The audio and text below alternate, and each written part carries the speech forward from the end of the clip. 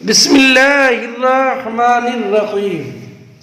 باب الصدقۃ علی الیتامی،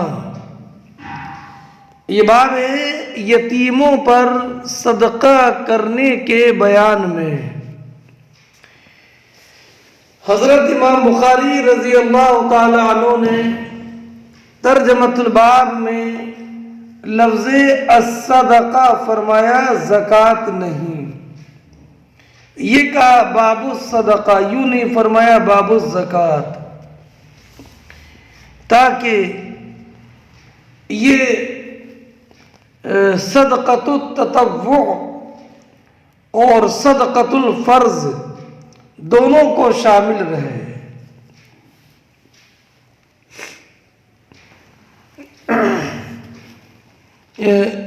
اس حدیث میں مسکین، یتیم اور ابن السبیل پر تصدق کا ذکر ہے۔ مسکین اور ابن السبیل مصرف زکوٰۃ بھی ہے اور مصرف صدقہ نفل بھی۔ مصرف زکوٰۃ میں قرآن نے فرمایا انما الصدقات للفقراء والمساکین والعاملین علیہا والمؤلفۃ قلوبہم وفی الرقاب والغارمین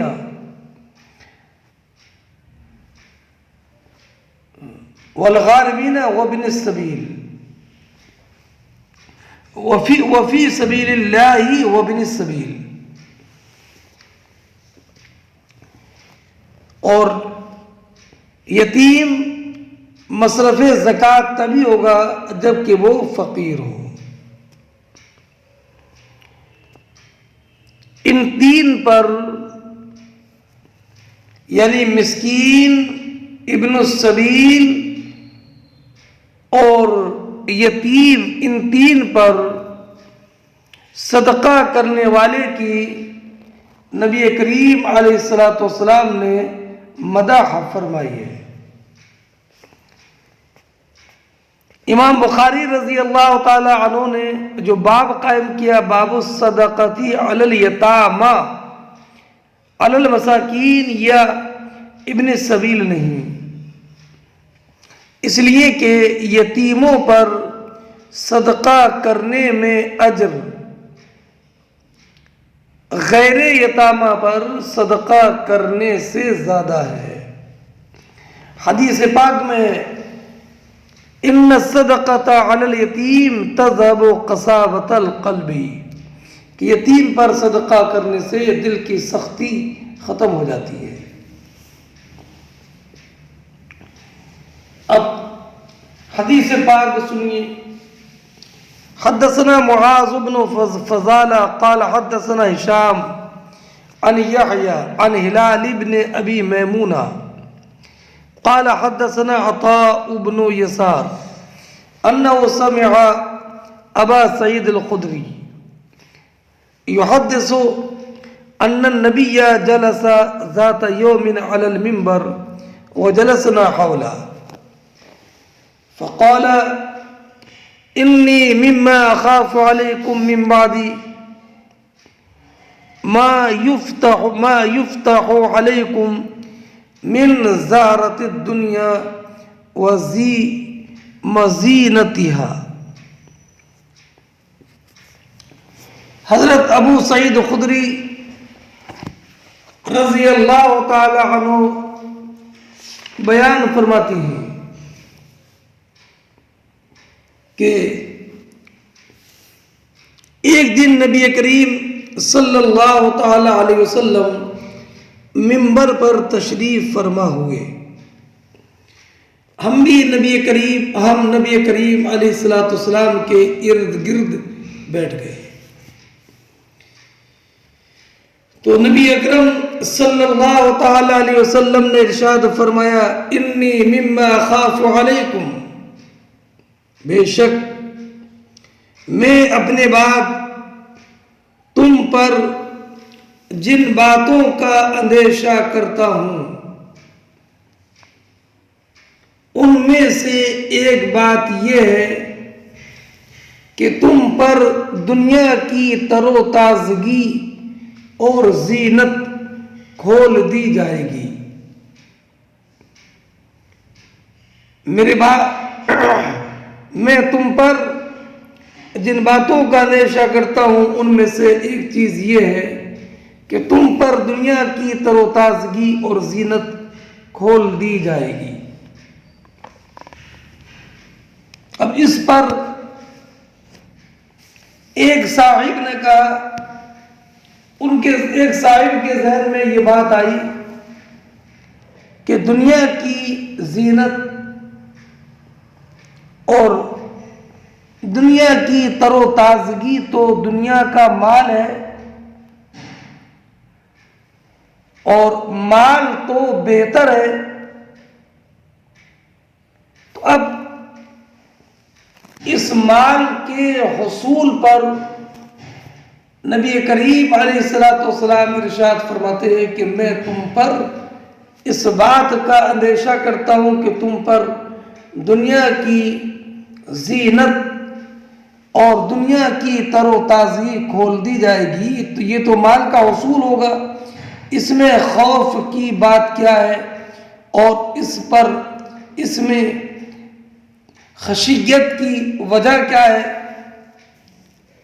تو ایک صاحب نے عرض کیا، یا رسول اللہ او یاتی الخیر بالشر، کیا خیر شر لائے گی؟ خیر کیا؟ دنیا کی تر و تازگی اور دنیا کی زیبائش، آرائش اور زینت، یہ تو خیر ہے، اور آپ نے فرمایا کہ میں تم پر اس سے ڈرتا ہوں، تو کیا یہ خیر شر لائے گی؟ یہ سوال کیا ایک صاحب نے۔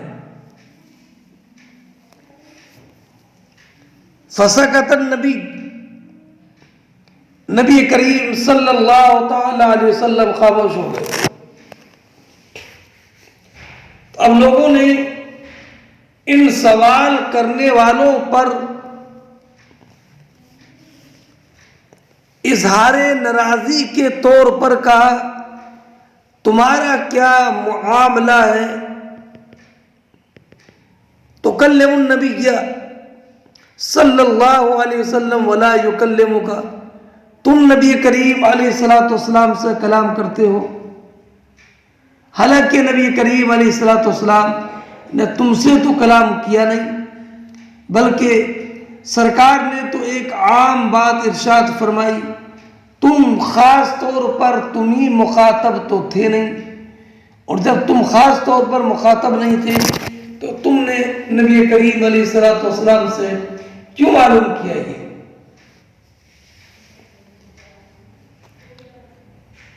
فقیل لہو، سائل سے کہا گیا، ما شانو کا، تمہارا کیا حال ہے؟ تو کلم الناس،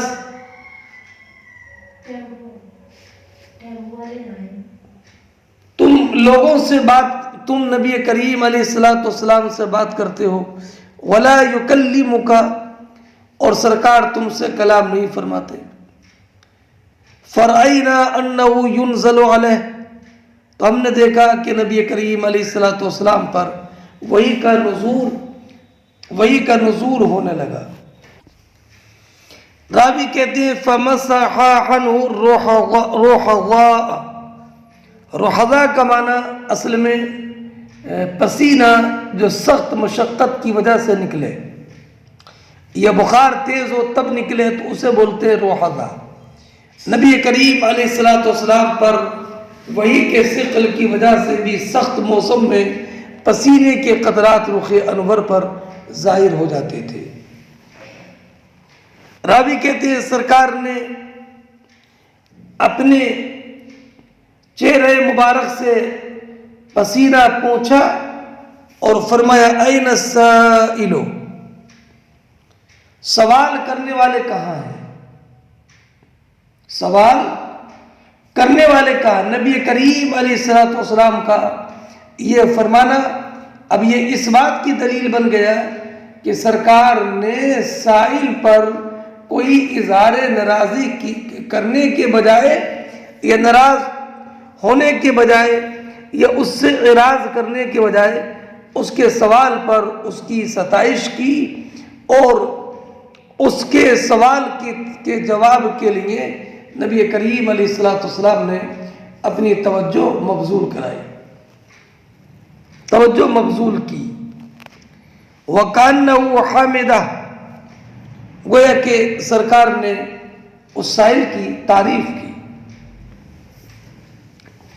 اب نبی اکرم صلی اللہ تعالی علیہ وسلم نے فرمایا اِنَّهُ لَا يَأْتِي الْخَيْرُ بِالشَّرِّ وَإِنَّا مِمَّا يُنْبِتُ الرَّبِيعُ يَقْتُلُ حَبَتَ أَوْ يَقْتُلُ أَوْ يُلِمُّ إِلَّا آكِلَةَ الْخَضْرَاءَ أَكَلَتْ حَتَّى إِذَا امْتَدَّتْ خَاصِرَتَهَا اسْتَقْبَلَتْ عَيْنَ الشَّمْسِ فَسَلَتَتْ وَبَالَتْ وَرَّتَعَتْ وَإِنَّ هَذَا الْمَالَ خَضِرَةٌ حُلْوَةٌ فَنِعْمَ صَاحِبُ الْمُسْلِمِ مَا عَاطَ مِنْهُ الْمِسْكِينَ وَالْيَتِيمَ وَابْنَ السَّبِيلِ أو كما قال النبي صلى الله عليه وسلم وَإِنَّهُ مَنْ يَأْخُذُ بِغَيْرِ حَقِّ كَالَّذِي يَأْكُلُ وَلَا يَشْبَعُ وَيَكُونُ شَهِيدًا عَلَيْهِ يَوْمَ الْقِيَامَةِ۔ نبی اکرم صلی اللہ تعالی علیہ وسلم کے جواب کا حاصل پہلے سنیے۔ سرکار نے فرمایا یہ خیر شر نہیں لاتی، لیکن خیر کبھی شر کا سبب بن جاتی ہے۔ اب نبی اکرم علیہ الصلوۃ والسلام نے ایک مثال سے اس کی توضیح دی کہ جیسے کہ موسم بہار میں سبزہ اگتا ہے اور جانور سبزہ چرتے ہیں۔ اب چرنے والے جانور تین طرح کے ہیں۔ ایک وہ جانور جو اتنا ہی سبزہ چرتا ہے جتنا کہ اس کو حاجت اور ضرورت اور جس کی اس کو خواہش ہے، بس باقی نہیں۔ اور وہی سبزہ اور چارہ چرتا ہے جو اس کے لیے نفع بخش ہو، نقصان دہ نہ ہو۔ ایک تو وہ جانور ہے، اور ایک جانور وہ ہے کہ جس نے کبھی حاجت سے زیادہ چارہ چر لیا، یہاں تک کہ اس کی کوکیں بالکل تن گئیں، تو اب وہ دھوپ میں آ کر بیٹھ گیا، جگالی کی اور جگالی کرنے کی وجہ سے، دھوپ میں ہونے کی وجہ سے اس کا چارہ جو زیادہ پیٹ میں پہنچ چکا تھا وہ ہضم ہوا، لید کی اور پیشاب کیا، یہاں تک کہ اس کا حال صحیح ہو گیا۔ تیسرا جانور وہ ہے کہ جس نے حد سے زیادہ سبزہ چرا اور اپنے جسم کا نقصان اور فائدے سے لاپرواہ ہو کر کے بے پناہ کھا لیا، اور جو بے پناہ کھا لیا تھا اب اس کے ازالے کے لیے اس نے کوئی کوشش بھی نہیں کی کہ دھوپ میں بیٹھتا اور جگالی کرتا اور جس سے اس کا ہاضمہ ہوتا اور پیشاب اور لید کرتا، بلکہ زیادہ چارہ چر کے یوں ہی بیٹھا رہ گیا تو وہ مر گیا یا بیمار ہو گیا۔ یہ نبی کریم نے مثالیں بیان فرمائی۔ پھر سرکار نے فرمایا یہی حال مال کا ہے.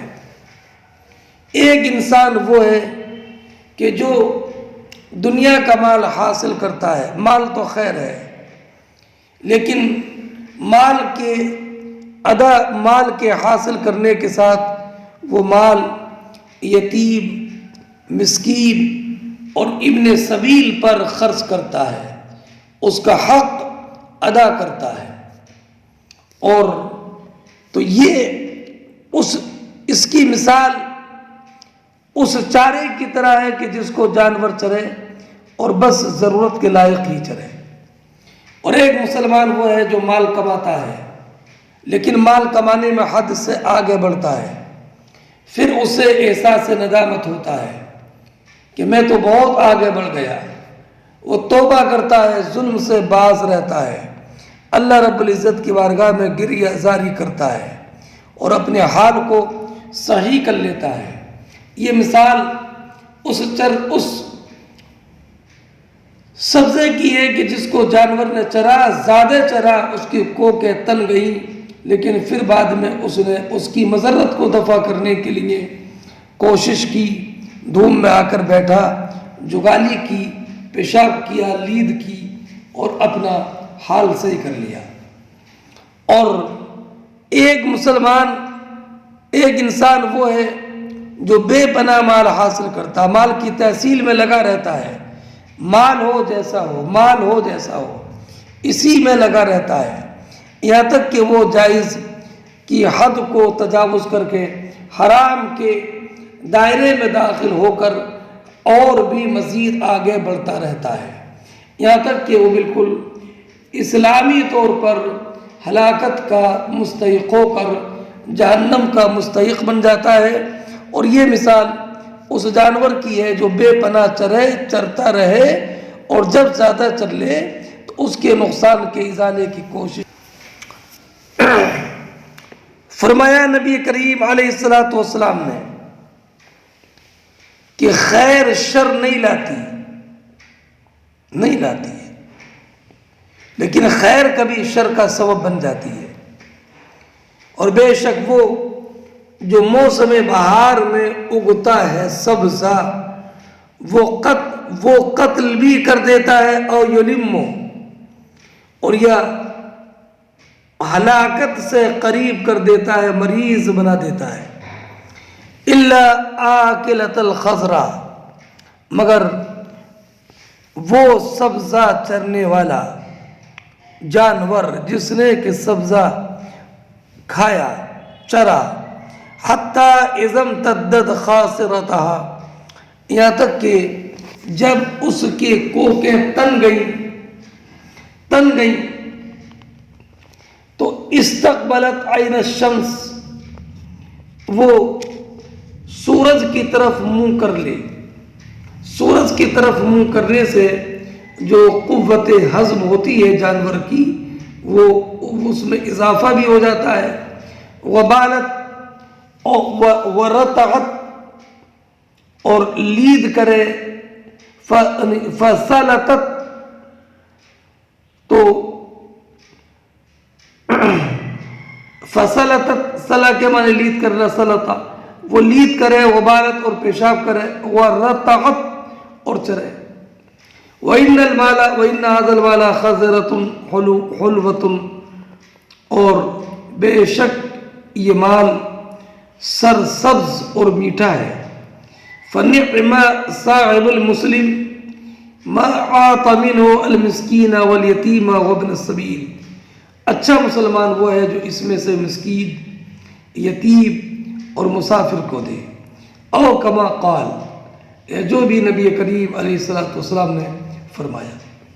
وَإِنَّهُ مَنْ يَأْخُذُهُ بِغَيْرِ حَقِّهِ، اور جو مال، اور بے شک ایک، وَإِنَّهُ، اور انہو میں ہاں کا مرد مال، وَإِنَّهُ مَنْ يَأْخُذُهُ بِغَيْرِ حَقِّهِ، اور بے شک مال کچھ وہ ہے کہ جس کو انسان ناحق لیتا ہے. کَالَّذِي يَأْكُلُ وَلَا يَشْبَعُ، وہ ایسا ہے کہ جیسے کھاتا ہے مگر پیٹ نہیں بھرتا.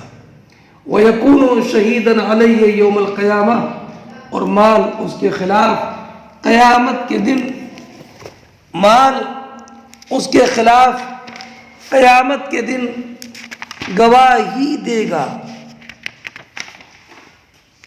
مال قیامت کے دن اس کے خلاف گواہی دے گا۔ تو ہو سکتا ہے کہ یہ مال ہی گواہی دے، کہ اس کا مال قیامت کے دن لایا جائے اور خاموش مال بھی بولے جو اس نے اس مال کے ساتھ کیا اور اس سے غربا، فقراء، مساکین، یتیم، مسافروں کا حق ادا نہ کیا۔ اور یہ قیامت کے دن اس کا مال کسی جاندار کی شکل میں تبدیل کر دیا جائے گا، اور یہ کسب، کمائی لکھنے والے فرشتے اس کے خلاف گواہی دیں گے۔ یعنی قیامت کے دن یہ مال اس کے خلاف حجت ہو جائے گا، اس کے اس خرچ پر، اسراف پر، اور اس بات پر کہ اس نے اس مال کو خرچ کیا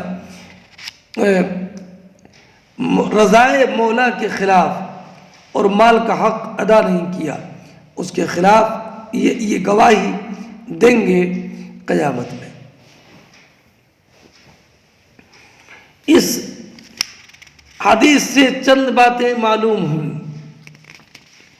ایک بات یہ معلوم ہوئی کہ کسی بات کو مثال سے سمجھانا نبی کریم صلی اللہ تعالی علیہ وسلم کی سنت ہے، اور یہ بھی معلوم ہوا کہ مال کی اتنی زیادہ ہوس، اتنی زیادہ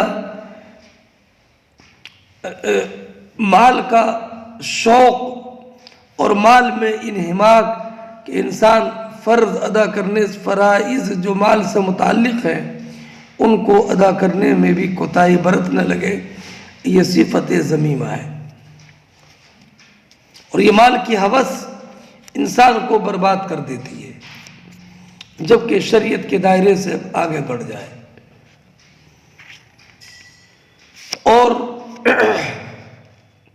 یہ بھی معلوم ہوا کہ مثال جو ہے یہ بہت گھٹیا چیز سے بھی دی جا سکتی ہے، اور یہ بھی معلوم ہوا کہ اگر شاگرد کوئی بات نہ سمجھ پائے تو عالم سے معلوم کر لے، اور عالم کو بھی جائز ہے کہ جب اس سے کوئی مسئلہ معلوم کرے تو فوراً جواب دینا اس پر لازم نہیں ہے۔ اور یہ بھی معلوم ہوا کہ سوال جب بے محل ہو تو سائل کی توبیخ کی جاتی ہے، اور یہ بھی معلوم ہوا کہ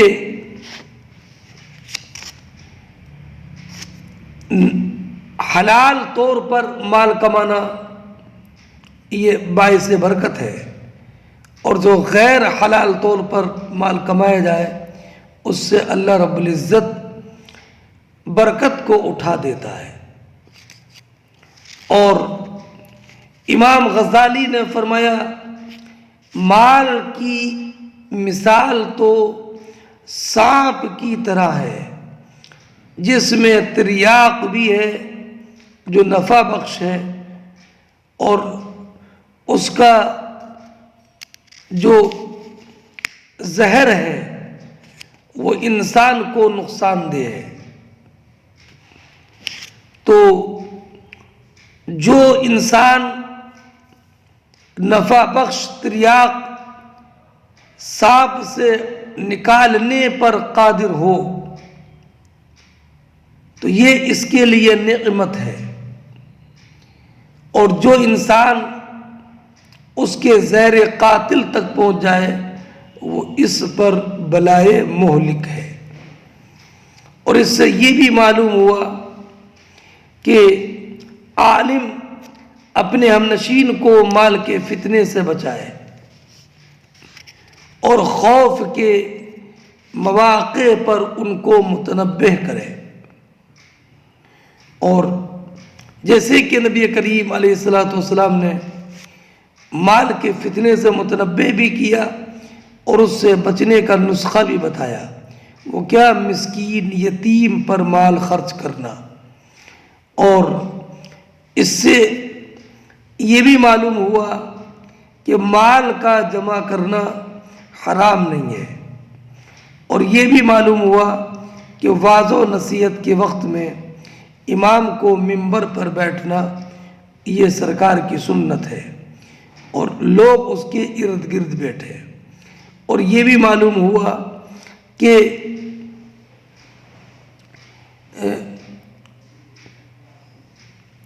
سخت چیز کے بوجھ کے وقت میں پسینہ انسان کے بدن سے نکلتا ہے۔ اور یہ بھی معلوم ہوا کہ سائل کو دعا دینا چاہیے، اس لیے کہ سرکار نے فرمایا این السائل، اور اس میں یہ سائل کے لیے خوشخبری تھی۔ اگلا باب دیکھیں، باب الزکاة علی الزوج والایتام فی الحجر۔ یہ باب ہے کہ شوہر پر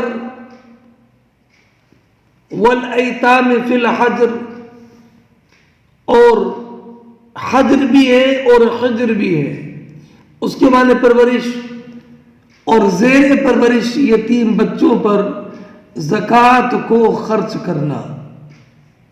زکوٰۃ کو خرچ کرنا کس پر؟ شوہر پر، اور زیر پرورش یتیموں پر۔ یہاں پر زکوٰۃ سے مراد عام ہے، خواہ زکوٰۃ فرض ہو یا صدقہ نافلہ ہو، اس لیے کہ شوہر کو فرض زکوٰۃ دینا جائز نہیں ہے، اور زیر پرورش یتیم بچوں کو زکوٰۃ دینا جائز ہے۔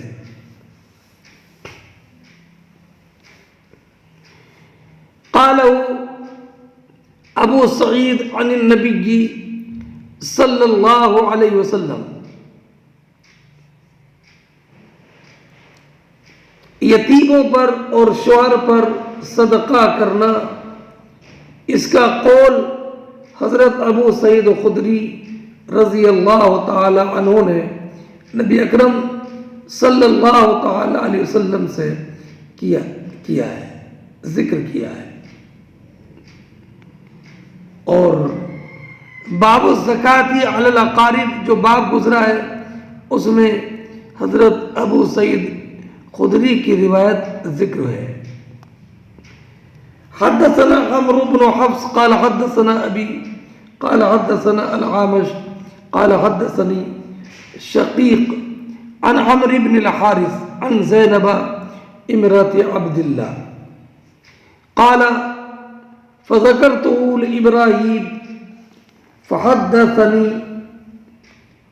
إبراهيم عن أبي عبيدة عن عمرو بن الحارث عن زينب امرأة عبد الله بمثله سواء قال كنت في المسجد فرأيت النبي صلى الله عليه وسلم فقال تصدقنا ولو من حليكن وكانت زينب تنفق على عبد الله وأيتام في حجرها۔ حدثنا، ہم سے حدیث بیان کی عمر بن حفص نے، انہوں نے کہا کہ ہم سے حدیث بیان کی میرے والد حفص نے، انہوں نے کہا کہ ہم سے حدیث بیان کی عامش نے، انہوں نے کہا کہ مجھ سے حدیث بیان کی شقیق نے، انہوں نے روایت کی عمرو ابن حارث سے، انہوں نے حضرت عبداللہ ابن مسعود کی بیوی زینب سے۔ قال کا فاعل ہے عامش، आमश कहते हैं फ़ज़करतुहु इब्राहीम, मैंने जो अम्र इब्न हारिस के हवाले से शकीक ने अब्दुल्ला इब्न मसऊद की बीवी का वाक़या ज़िक्र किया था, मैंने इसका ज़िक्र इब्राहीम नक़ई से किया। तो इब्राहीम नक़ई ने कहा कि हद्दसनी, तो इब्राहीम ने रिवायत की, इब्राहीम नख़ई ने अन अबी उबैदा, अबू उबैदा से। अबू उबैदा ये अब्दुल्ला इब्न मसऊद के बेटे हैं, इनका नाम है आमिर। उन्होंने रिवायत की आमिर इब्न हारिस से, उन्होंने रिवायत की ज़ैनब जो अब्दुल्ला इब्न मसऊद की बीवी हैं, बेमिसली सवान, बिल्कुल बेआई नहीं, उसी के मिसल कि जो रिवायत अम्र इब्न हारिस से शकीक ने बयान की थी, बिल्कुल बेआई नहीं, उसी के मिसल ये हदीस, इसकी रिवायत अबू उबैदा यानी अब्दुल्ला इब्न मसऊद के बेटे आमिर ने जिक्र किया। तो गोया कि आमश ने यह हदीस अपने दो शेखों से सुनी, एक शकीक से और एक इब्राहीम नख़ई से। रिवायत सुनने से पहले एक बात ये ज़हन नशीन रखें कि अम्र इब्न हारिस इब्न अबी ज़रार ये नबी करीम अलैहिस्सलाम की ज़ौजा मुहतरमा जुवैरिया के भाई हैं और ये सहाबी हैं। इसमें 4 ताबईन का जिक्र है, 4 ताबईन, एक आमश, शकीक, इब्राहीम और अबू उबैदा यानी आमिर इब्न अब्दुल्ला। इस सनद में 4 ताबईन का जिक्र है।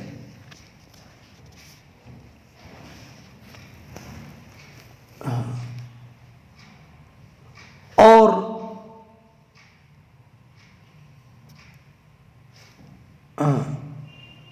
आमश भी ताबई हैं, शकीक भी, इब्राहीम नख़ई भी और अबू उबैदा भी।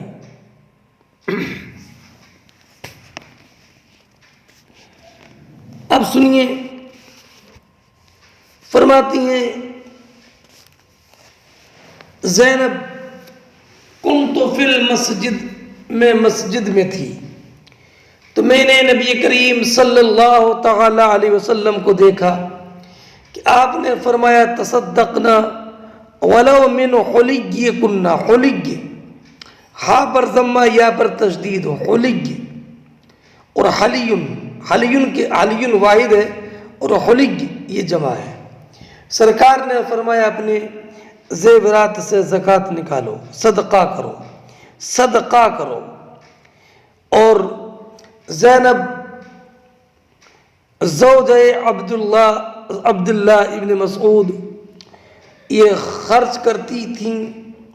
अब्दुल्ला इब्न मसऊद अपने शौहर पर वअयतामिल्ली फ़ी हजरिहा, और उन यतीम बच्चों पर जो इनकी परवरिश में थे, वो इनके भतीजे और इन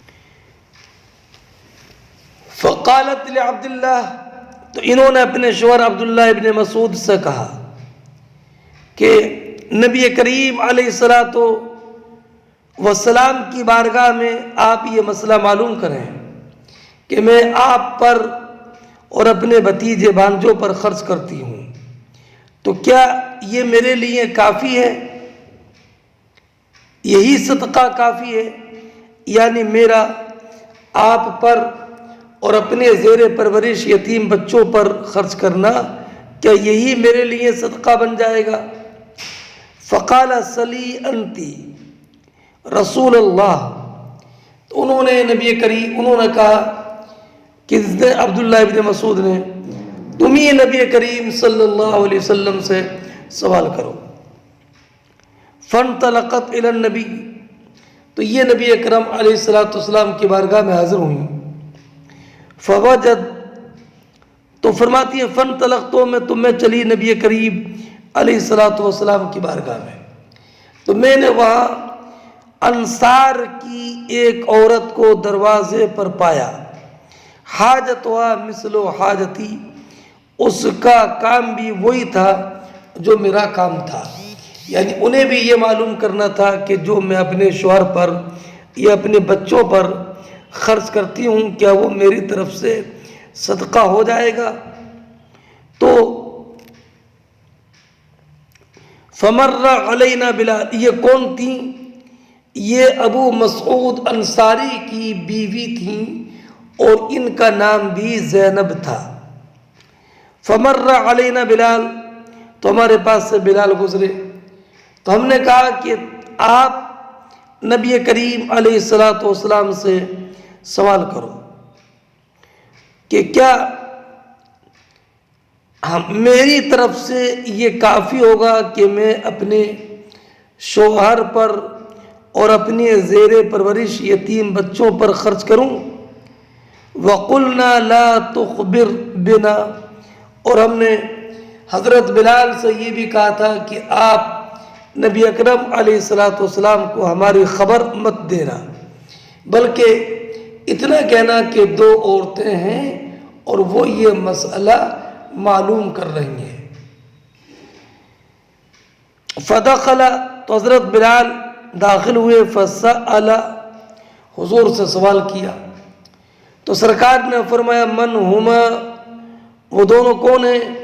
قال زینب، وہ کہا کہ وہ زینب ہے.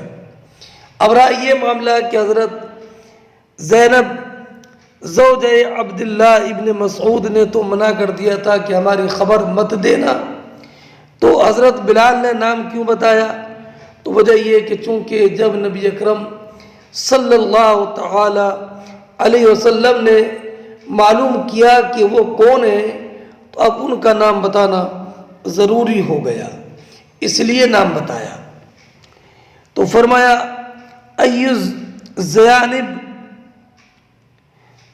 زینبوں میں کون زینب؟ تو کہا امرات عبداللہ، عبداللہ ابن مسعود کی بیوی ہیں. تو فرمایا ہاں، ان کے لیے صدقہ نافلہ کے طور پر وہی کافی ہے جو اپنے شوہر اور اپنے بال بچوں پر خرچ کرتی ہیں. وَلَهَا اجران، ان کے لیے ڈبل اجر ہے، اجر القرابت و اجر الصدقہ، ایک تو قرابت کا اجر اور ایک صدقے کا اجر، ان کے لیے 2 اجر ہیں. اس کی تفصیل پہلے گزر گئی ہے، مگر پہلی والی حدیث میں یہ صراحت ہے کہ حضرت زینب نے خود معلوم کیا تھا کہ کیا میرے شوہر پر میرا خرچ کرنا یہ صدقہ ہو جائے گا. عبداللہ ابن مسعود تو کہتے ہیں کہ ہم ہی پر خرچ کیا کرو. تو سرکار نے فرمایا نعم قد صدق زوجک. تو یہاں پر احتمال یہ ہے کہ یہ 2 واقعے ہوں، ایک مرتبہ حاضر ہوئی ہوں تو سرکار سے خود معلوم کیا ہو، اور ایک مرتبہ عبداللہ ابن مسعود نے حضرت بلال سے کہا ہو اور حضرت بلال نے مسئلہ معلوم کر کے بتایا ہو. حدثنا عثمان بن ابی شیبہ قال حدثنا عبدہ عن هشام عن ابیہ عن زینب ابنتی ام سلمہ قالت یا رسول اللہ علی اجر ان انفق علی بنی ابی سلمہ انما هم بنی، فقال انفقی علیہم فلکی اجر ما انفقتی علیہم، ما انفقتی علیہم.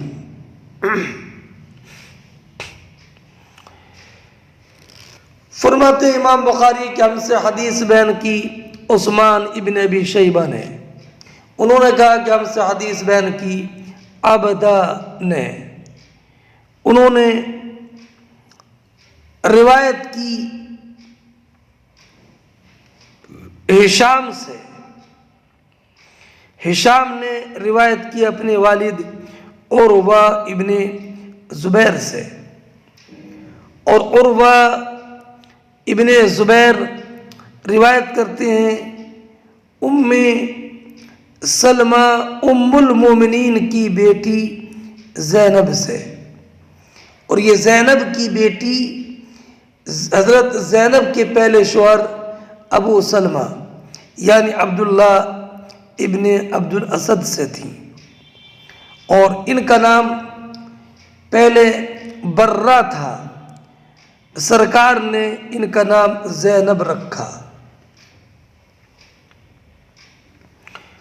یہ روایت کرتی ہیں اپنی والدہ ام سلمہ سے۔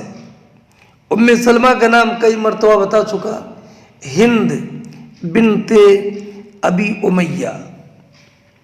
قالت، وہ کہتی ہیں کہ میں نے نبی اکرم صلی اللہ تعالی علیہ وسلم سے ایک مسئلہ معلوم کیا، یا رسول اللہ علیہ الصلاۃ والسلام، میرے پہلے شوہر ابو سلمہ سے 4 بچے ہیں، 2 لڑکیاں ہیں اور 2 لڑکے، بچوں کے نام عمر محمد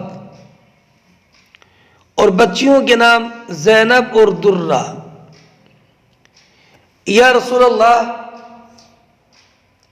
اب یہ جو میرے بچے ابو سلمہ سے ہیں، کیا میں ان پر خرچ کروں تو اس خرچ کا ثواب مجھے ملے گا؟ تو نبی اکرم علیہ الصلاۃ والسلام نے فرمایا، انفقی علیہم، ان پر خرچ کرو، فلکی اجر ما انفقت علیہم، تمہیں ضرور اس کا اجر ملے گا جو تم نے ان پر خرچ کیا۔ انہوں نے سوال کیا تھا، الی اجر ان انفقا، یا رسول اللہ کیا مجھے اجر ملے گا اگر میں ابو سلمہ کے بیٹوں پر خرچ کروں؟ اور وہ میرے بھی بیٹے ہیں، ان کے نام میں نے آپ کو بتا دیے، عمر اور محمد، زینب اور درہ۔ باب قول اللہ تعالی وفی الرقاب والغارمین وفی سبیل اللہ، یہ باب اللہ رب العزت کا جو ارشاد ہے وفی الرقاب والغارمین وفی سبیل اللہ، اس سے مراد کیا ہے، اس کا بیان ہے۔ یہ الفاظ آیت صدقات کے ہیں۔ آیت صدقات کیا ہے؟ انما الصدقات للفقراء والمساکین والعاملین علیہا والمؤلفۃ قلوبهم وفی الرقاب والغارمین وفی سبیل اللہ وابن السبیل فریضۃ من اللہ واللہ علیم حکیم۔ تو اب کہ صدقات ان کو دیے جائیں گے، کن کو دیے جائیں گے؟ 8 مصارف ذکر کیے، انہی میں سے ہے رقاب۔ رقاب رقبہ کی جمع ہے، اس کا معنی گردن۔ تو اس سے مراد یہ کہ وہ غلام کہ جن کے آقا نے یہ کہہ دیا ہو کہ تم اتنا مال ادا کر دو تو تم آزاد ہو، تو جتنا مال طے کیا یہ بدل کتابت ہے، تو بدل کتابت میں زکوٰۃ کا مال دیا جا سکتا ہے نا، ان کی گردن وفی فک الرقاب، وفي الرقاب یعنی فک الرقاب، گردن چھڑانے میں۔ یہ قول حضرت سعید ابن جبیر، ابراہیم نخعی، امام زہری، سفیان ثوری، امام اعظم شافعی اور لیث کا ہے۔ وفی سبیل اللہ، اور اللہ کی راہ میں۔ اچھا، والغارمین، غارم سے مراد قرض دار ہے، کہ انسان بہت زیادہ قرض دار ہو گیا، اب اس کے قرض کی ادائیگی کی کوئی سبیل نظر نہیں آتی، اور اس کے پاس کچھ ایسا مال بھی نہیں ہے جس سے کہ وہ قرض کو ادا کرے، تو ایسے قرض دار کو بھی زکوٰۃ کا مال دینا جائز ہے۔ وفی سبیل اللہ، اور اللہ کی راہ میں۔ اللہ کی فی سبیل اللہ سے مراد کون ہے؟ تو فی سبیل اللہ سے مراد یہ ہے کہ جو غازی ہو لیکن فقیر ہو، تو فقیر غازی کو زکوٰۃ کا مال دینا جائز ہے، جبکہ وہ محتاج ہو۔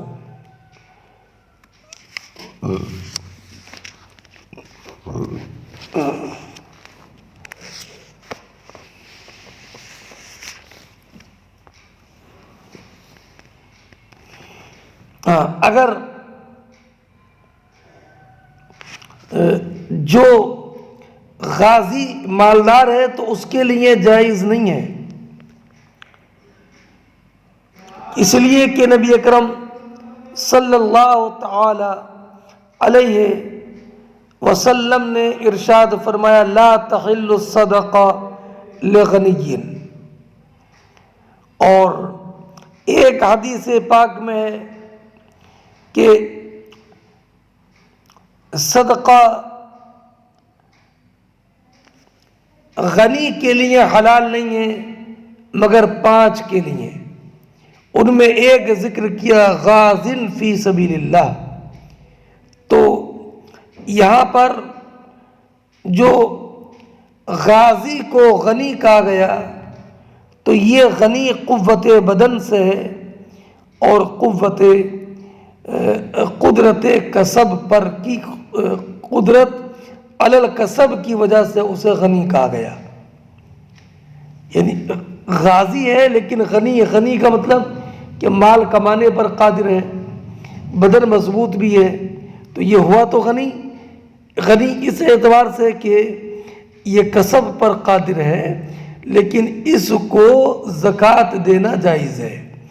غنی سے مراد وہ نہیں ہے کہ جو غنی نصاب شرعی کے ساتھ غنی ہو، اس لیے کہ حضرت معاذ کی آپ نے روایت پڑھی کہ نبی اکرم صلی اللہ تعالی علیہ وسلم نے حضرت معاذ سے فرمایا تھا کہ جب وہ نماز کا اقرار کر لیں تو ان کو یہ بتانا کہ تم میں سے اغنیا سے مال زکوٰۃ لے کر مسلمانوں کے فقراء پر لٹائی جائے گی۔ تو یہاں پر فقراء کو بتایا ہے مصرف، تو اس سے معلوم ہوا کہ غنی کو یعنی جو نصاب شرعی کے ساتھ مالک نصاب ہو اس کو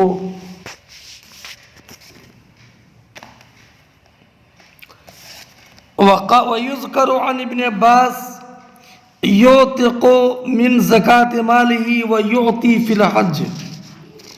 حضرت عبداللہ ابن عباس رضی اللہ تعالی عنہ سے ذکر کیا جاتا ہے کہ انسان اپنے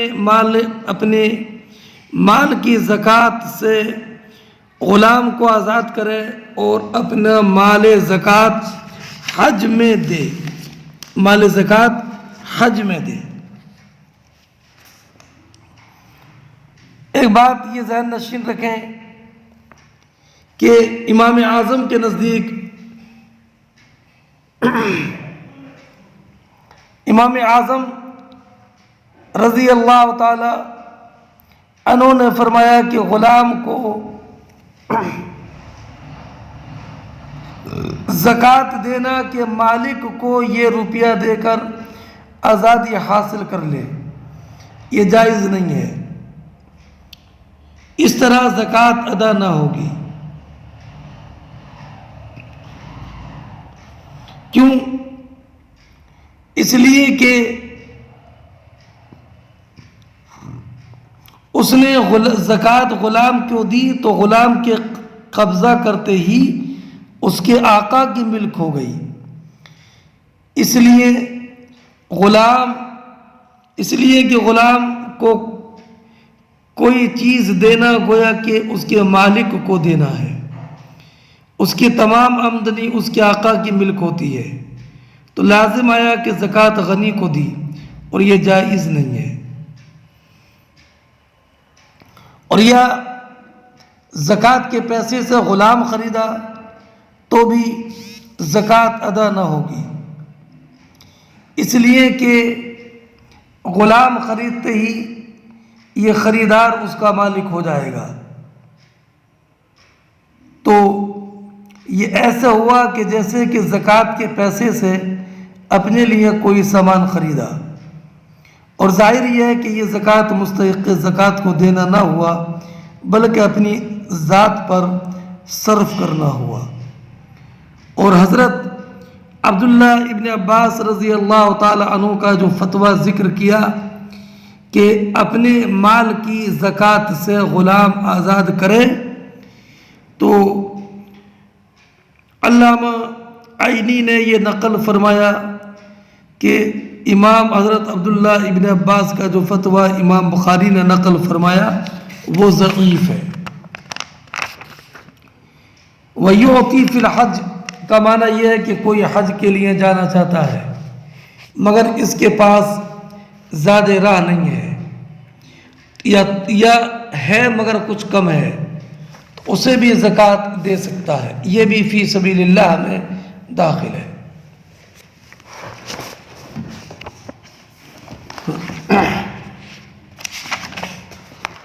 وقال الحسن ان اشترى اباه من الزکاة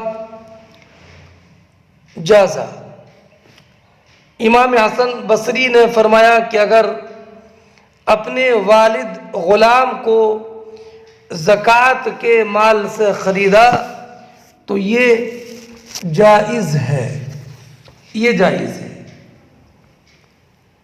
مگر احناف کا مذہب یہ ہے کہ اس صورت میں زکوٰۃ ادا نہ ہوگی۔ اور رہا امام حسن بصری کا یہ فتویٰ، تو امام حسن بصری تابعی ہیں، اور امام تابعی کا قول حجت نہیں ہے۔ امام اعظم نے فرمایا ینازعوننا وننازعهم، وہ ہم سے اختلاف کرتے ہیں اور ہم ان سے اختلاف کرتے ہیں۔ حضرت امام اعظم بھی تابعی ہیں، اس لیے اگر کسی انسان نے اپنے مال زکوٰۃ سے اپنے والد کو خریدا تو وہ زکوٰۃ ادا نہ ہوئی، یہاں تک کہ باپ اگر مکاتب ہو تو بھی زکوٰۃ دینا درست نہیں ہے۔ باپ غلام ہے اور بیٹا ذی استطاعت ہے تو اسے ویسے ہی باپ کو آزاد کرانا چاہیے۔ وَيُعْطِي فِي الْمُجَاهِدِينَ، اور مجاہدین کو زکوٰۃ دے۔ وَالَّذِي لَمْ يَحُجْ، اور جس نے حج نہیں کیا ہے اور وہ حج کو جانا چاہتا ہے تو اس کو مال زکوٰۃ دے، تو یہ جائز ہے۔ پھر حسن بصری رضی اللہ تعالی عنہ نے یہ آیت کریمہ تلاوت کی، انما الصدقات للفقراء والمساکین والعاملین علیہا والمؤلفۃ قلوبهم وفی الرقاب والغارمین وفی سبیل اللہ وابن السبیل فریضۃ من اللہ واللہ علیم حکیم، کہ صدقات صرف فقراء اور مساکین کے لیے ہیں، اور ان کے لیے جو زکوٰۃ وصول کرنے کے لیے مقرر ہے، اور جن کی تالیف قلب مقصود ہے، اور گردن چھڑانے میں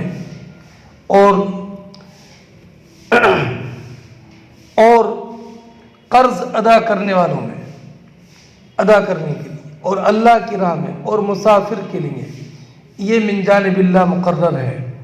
اللہ رب العزت علم و حکمت والا ہے۔ اور ان 8 مصارف زکوٰۃ میں مؤلفہ قلوب بالاجماع ساقط ہے، اب انہیں دینے کی زکوٰۃ حاجت نہ رہی۔ اللہ رب العزت جل جلالہ نے اسلام کو شوکت اور قوت عطا فرما دی۔ فی ایہا اعطیت اجزت، فرماتے ہیں امام حسن بصری، ان میں سے جس کو بھی زکوٰۃ دی جائے گی اس کی زکوٰۃ ادا ہو جائے گی۔ وقال النبی صلی اللہ علیہ وسلم ان خالدا احتسب ادراعہ فی سبیل اللہ،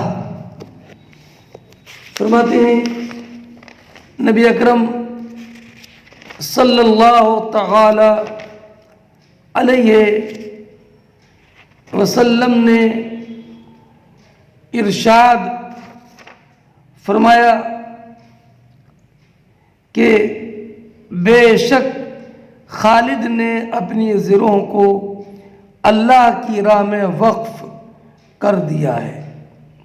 اس تعلیق کی متصل حدیث ابھی آگے آ رہی ہے۔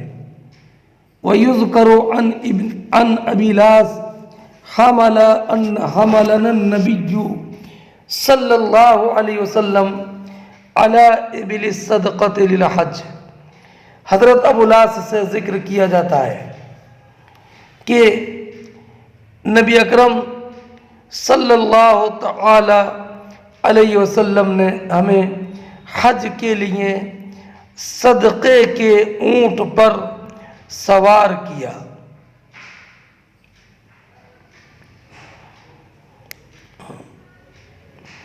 حضرت ابو لاس خزاعی بیان فرماتے ہیں کہ ہمیں نبی اکرم صلی اللہ علیہ وسلم نے حج کے لیے صدقے کے اونٹوں میں سے ایک کمزور اونٹ پر سوار کیا، تو ہم نے عرض کیا رسول اللہ ہم نہیں سمجھتے کہ آپ ہمیں اس پر سوار کریں گے، تو آپ نے فرمایا کہ ہر اونٹ کے کوہان میں شیطان ہوتا ہے، جب تم اس پر سوار ہو تو اس طرح اللہ کا نام لو جس طرح اس نے تم کو حکم دیا ہے، یعنی یہ پڑھو سبحان الذی سخر لنا ھذا وما كنا له مقرنین وإنا إلی ربنا لمنقلبون، اور پھر تم اس کو اپنے کاموں کے لیے استعمال کرو کیونکہ صرف اللہ سوار کرتا ہے، صرف اللہ سوار کرتا ہے۔ اگلی حدیث دیکھیں، حدثنا ابو الیمان قال اخبرنا شعیب قال حدثنا ابو الزناد عن الاعرج عن ابی ہریرہ، ابو ہریرہ رضی اللہ تعالیٰ عنہ بیان فرماتے ہیں کہ نبی کریم صلی اللہ تعالی علیہ وسلم نے صدقہ دینے کا حکم دیا۔ فقیل منع ابن جمیل، تو آپ سے بتایا گیا کہ ابن جمیل نے صدقہ دینے سے منع کیا، خالد ابن ولید نے اور حضرت عباس ابن عبد المطلب رضی اللہ تعالی عنہ نے صدقہ دینے سے انکار کر دیا۔ تب نبی کریم علیہ السلام نے ارشاد فرمایا وما ينقم ابن جمیل، ابن جمیل کو تو صرف یہ ناگوار ہوا کہ وہ فقیر تھا تو اس کو اللہ اور اس کے رسول نے غنی کر دیا، خالد تو تم اس پر ظلم کرتے ہو زکوٰۃ اور صدقہ طلب کر کے۔ خالد ابن ولید تو وہ شخص ہے کہ قد احتسب ادراعہ وعاطدہ فی سبیل اللہ، عتد کی جمع عاطدہ، کہ خالد ابن ولید تو وہ شخص ہے جس نے اپنے زرہ اور ہتھیار بھی اللہ کی راہ میں وقف کر دیے ہیں۔ وَأَمَّا العباس ابن عبد المطلب، لیکن رہے حضرت عباس بن عبد المطلب تو وہ رسول اللہ صلی اللہ علیہ وسلم کے چچا ہیں۔ فَهِيَ صدقہ، تو یہ زکوٰۃ ان پر صدقہ ہے، اور اس کے ساتھ وَمِثْلُهَا مَعَهَا، اور اس کے ساتھ اس کی ایک اور مثل ان پر صدقہ ہے۔ فرماتے ہیں تابعہ ابن ابن الزناد عن ابی، عارض کی متابعت عبد الرحمن ابن ابو الزناد نے کی ہے اپنے والد سے روایت کرتے ہوئے۔ وقال ابن اسحاق، اور ابن اسحاق نے عن ابی الزناد، ابو الزناد سے روایت کی، اس میں یہ ہی علیہ ومثلها معه، کہ یہ ان پر صدقہ ہے اور اس کے مثل اور اس کے ساتھ۔ اور ابن جریج نے کہا حدثت عن العارض بمثلہ، عارض سے اس کے مثل حدیث بیان کی گئی ہے۔ علامہ عینی علیہ الرحمۃ والرضوان فرماتے ہیں کہ اس حدیث میں مذکور ہے کہ نبی کریم علیہ السلام نے صدقہ کرنے کا حکم دیا، اس سے مراد صدقہ واجبہ ہے یعنی زکوٰۃ۔ کہا گیا کہ ابن جمیل نے زکوٰۃ دینے سے منع کیا، اس قول کے قائل حضرت عمر رضی اللہ تعالی عنہ ہے۔ ابن جمیل کا نام عبداللہ تھا۔ نبی کریم نے ارشاد فرمایا کہ ابن جمیل کو صرف یہ ناگوار ہوا کہ وہ فقیر تھا تو اس کو اللہ اس کے رسول نے غنی کر دیا۔ آپ کا یہ ارشاد قرآن کریم کی اس آیت کے موافق ہے، وَمَا نَقَمُوا إِلَّا أَنْ أَغْنَاهُمُ اللَّهُ وَرَسُولُهُ مِنْ فَضْلِهِ۔ اب رہا ابن جمیل منافق تھا، اس نے زکوٰۃ دینے سے منع کیا، لیکن بعد میں توبہ کر لی اور نیک کام کیے۔ اس نے کہا کہ میرے رب نے مجھ سے توبہ طلب کی تو میں نے توبہ کر لی، اور بعد میں اس کا حال عمدہ ہو گیا۔ رہا خالد ابن ولید کے بارے میں کہا تم اس پر ظلم کرتے ہو۔ خالد سے زکوٰۃ میں 8 زرہ طلب کی تھی، اور یہ کہ یہ زرہ تجارت کے لیے ہیں، تو نبی کریم علیہ السلام نے یہ بتایا کہ ان کے اوپر بالکل زکوٰۃ نہیں ہے، کیونکہ انہوں نے وہ زرہ اللہ کی راہ میں جہاد کے لیے وقف کی ہوئی ہیں۔ رہے حضرت عباس ابن عبد المطلب، تو حضرت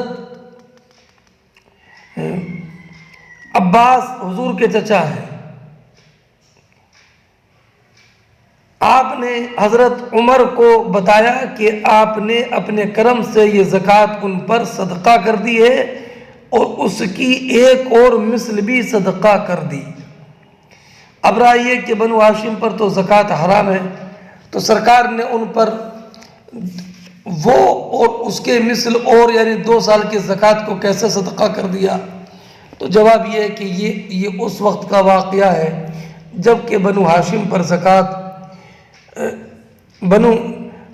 پر زکوٰۃ حرام نہیں کی گئی تھی۔ اور